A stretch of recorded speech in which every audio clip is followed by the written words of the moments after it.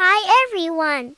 How are you all? I hope you are doing well. Today, we're learning how to create pretty and easy mehndi designs. If you like them, try them on your hands and share them with me. Our henna cones and nail cones are available. For more info, please contact me on the WhatsApp link in the comments section.